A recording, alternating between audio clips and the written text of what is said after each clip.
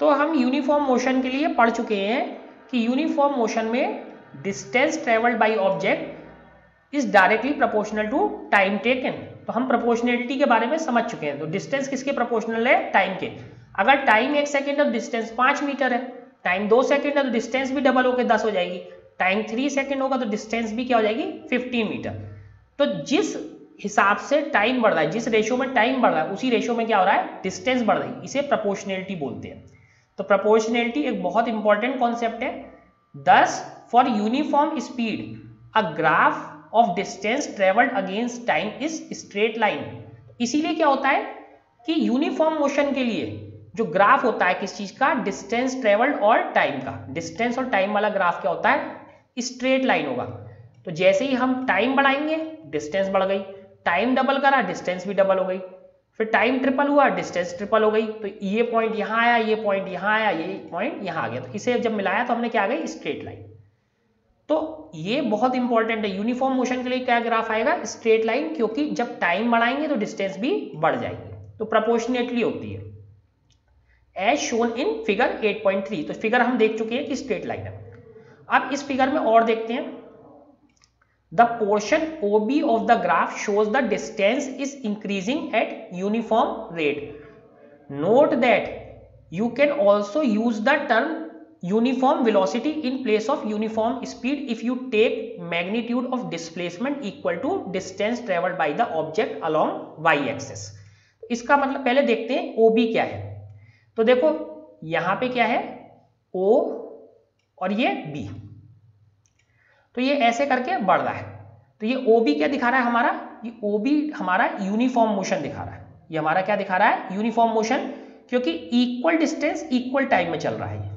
Equal distance equal time में तभी graph straight line आता है, क्योंकि प्रोपोर्शनलिटी है। तो यहाँ पे ये आया तो यहाँ पे ये टाइम के हिसाब से उतनी डिस्टेंस चला। अगर टाइम को हमने डबल करा डिस्टेंस भी डबल हो गई। टाइम को ट्रिपल करा तो डिस्टेंस ट्रेवल ट्रिपल हो गई। 4 टाइम्स करा तो 4 टाइम्स हो गया। 5 टाइम्स करा तो 5 टाइम्स।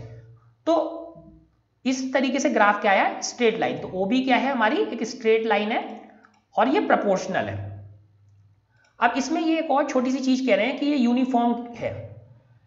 अब जो है इसमें और क्या बता रहे हैं कि हम यूनिफॉर्म स्पीड की जगह हम यूनिफॉर्म वेलोसिटी भी यूज कर सकते हैं। हम क्या यूज कर सकते हैं? Uniform velocity.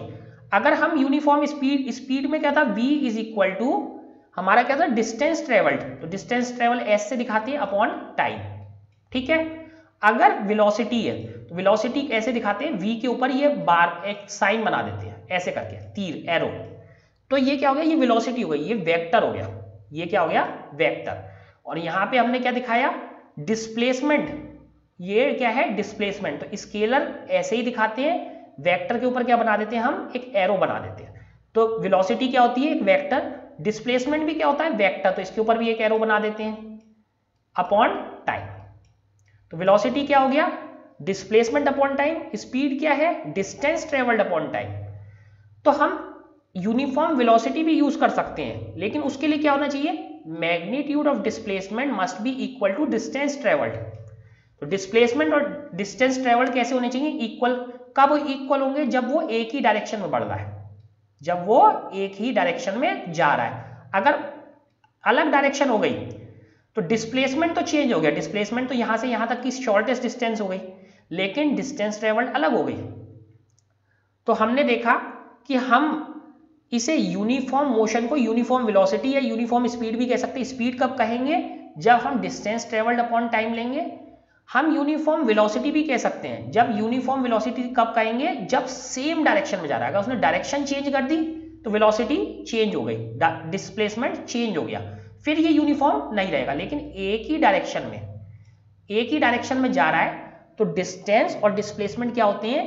इक्वल होते हैं। उस केस में इसे यूनिफॉर्म वेलोसिटी भी हम कह सकते हैं।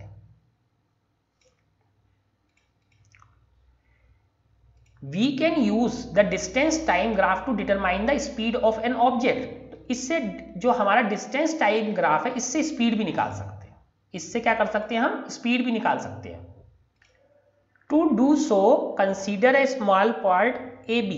ऐसा करने के लिए हमने क्या करा? एक छोटा सा पार्ट ले लिया AB इस ग्राफ का एक छोटा सा पार्ट है। देखते हैं AB क्या है।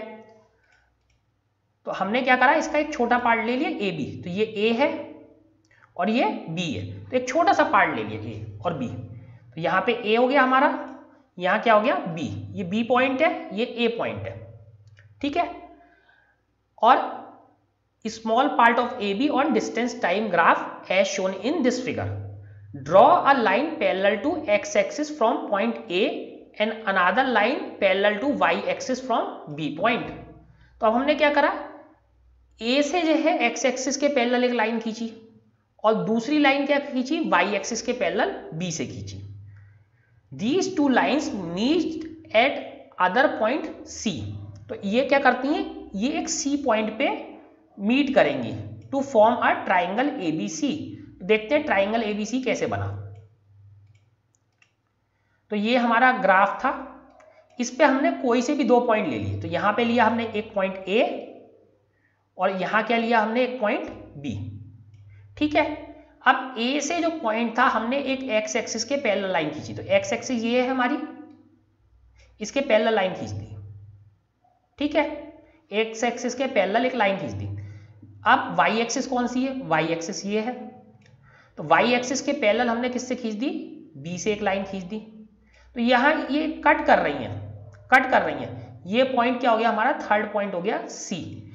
तो मैं माउस का यूज करके बनाता हूं तो इसलिए बहुत ही क्लियर नहीं है, लेकिन आप अपनी बुक में देखोगे तो ये बिल्कुल क्लियर हो जाएगा। तो ये हमारा इस तरीके से ग्राफ में ये पॉइंट आ गया सी। हमने क्या करा, ए और बी दो पॉइंट लिए, ए और बी।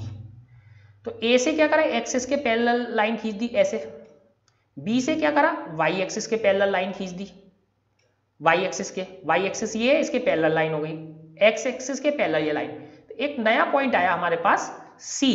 तो अब ABC देखो, तो ये क्या बन गया, ABC एक ट्राइंगल बन गया, एक ट्राइंगल बन गया है ABC, ABC का एक ट्राइंगल बन गया, A B और C, तो ये हमारा ट्राइंगल ABC हो गया,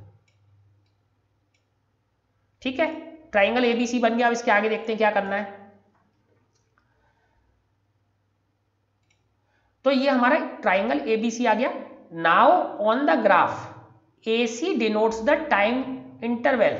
तो AC से हमें क्या पता चलेगा, टाइम पता चलेगा, कितना टाइम हुआ, टाइम इंटरवल, दोनों टाइम। इंटरवल का मतलब क्या होता है, डिफरेंस।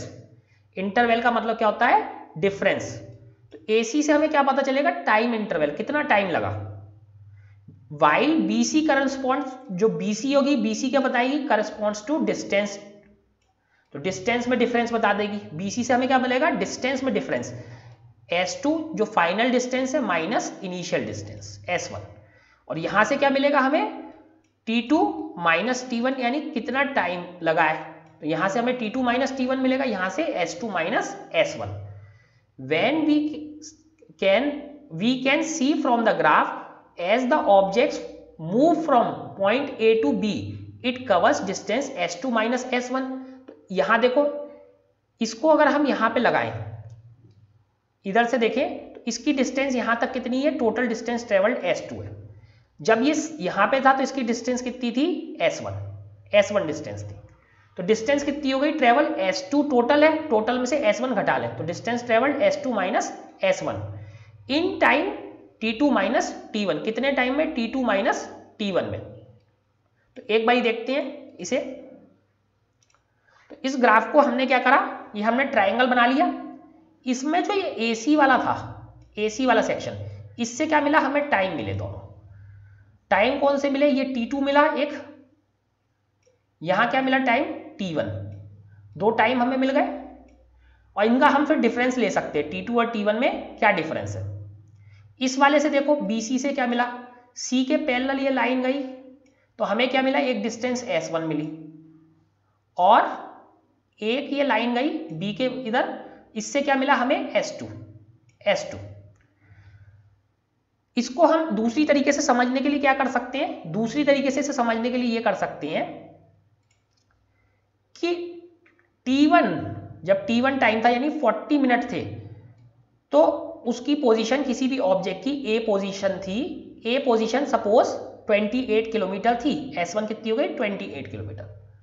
जब टाइम अराउंड 55 मिनट हुआ, T2 यानी अराउंड 55 मिनट हो गया, तो उसकी पोजीशन कहाँ पहुंच गई, उसकी पोजीशन यहाँ पहुंच गई अराउंड 38 किलोमीटर पे। S2 is equal to 38 kilometre. तो 38 माइनस 28, 10 किलोमीटर चल लिया वो कितनी देर में, अराउंड 15 मिनट्स में। अराउंड 15 मिनट्स में वो कितना चल लिया, 10 किलोमीटर। तो इस तरीके से हम डिस्टेंस टाइम ग्राफ से स्पीड निकाल सकते हैं। We can see from graph as the object moves from point A to B. तो ए से कहाँ जा रहा है, बी पे, यानी आगे बढ़ रहा है और टाइम भी लगेगा, आगे बढ़ने में टाइम तो लगेगा ही लगेगा। तो कितनी डिस्टेंस इसने एक्स्ट्रा कवर करी, S1 पे था, S2 पे पहुंच गया।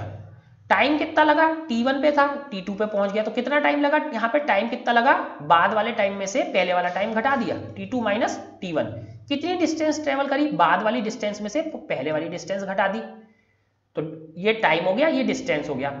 अब स्पीड v कैसे निकालते हैं, स्पीड v होता है डिस्टेंस ट्रेवल्ड। डिस्टेंस ट्रेवल्ड कितनी है इस टाइम में, S2 माइनस S1। टाइम कितना है, T2 माइनस T1।